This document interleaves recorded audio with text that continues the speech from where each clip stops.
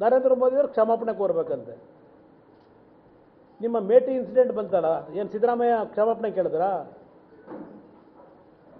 ಅವ್ರು ಕ್ಷಮಾಪಣೆ ಕೇಳಿದ್ರಾ? ನರೇಂದ್ರ ಮೋದಿ ಕ್ಷಮಾಪಣೆ ಕೋರ್ಬೇಕಂತ. ಇವತ್ತು ದೇಶದ, ನಮ್ಮ ರಾಜ್ಯದ ಮಾನ ಮರ್ಯಾದೆ, ಹಾಸನ ಜಿಲ್ಲೆ ಮಾನ ಮರ್ಯಾದೆ ಹಾಳು ಮಾಡಿರೋದು ನೀವು. ಯಾವುದೋ 4 ಗೋಡೆ ಮಧ್ಯದಲ್ಲಿತ್ತು.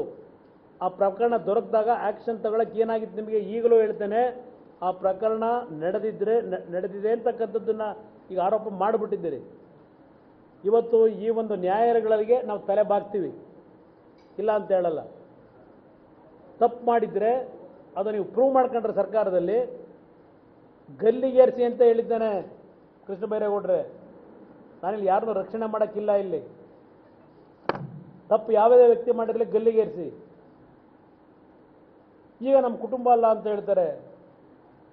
ನಾವು ಡಿವೈಡ್ ಆಗಿದ್ದೀವಿ. ಅವರವ್ರ ಕುಟುಂಬ ಅವರವ್ರು ಇದ್ದಾರೆ. ಅಂತಿಮವಾಗಿ ನಮ್ಮ ಎಂಥದ್ದು ನಿಮ್ಮ ಇದು ವೃಕ್ಷಾವಳಿ ದೇವೇಗೌಡರದೆ, ಇಲ್ಲ ಅಂತ ಹೇಳಲ್ಲ. ವ್ಯವಹಾರಗಳು ಬೇರೆ ಇಟ್ಕೊಂಡಿದ್ದೇವೆ. ಅದನ್ನು ಹೇಳಿದರೆ ಕುಮಾರಸ್ವಾಮಿ ಈಗ ನಮ್ಮ ಕುಟುಂಬ ಅಲ್ಲ ಅಂತಾರೆ. ದೇವೇಗೌಡರ ಕುಟುಂಬ ಅಂತ ಹೆಸರು ನಮ್ಮ ಜನ ಕೊಟ್ಕೊಂಡು ನಾವೇನು ಮಾಡಲಿ? ನಮ್ಮ ವ್ಯವಹಾರ ಬೇರೆ ಬೇರೆ ಇಟ್ಕೊಂಡಿದ್ದೇವೆ.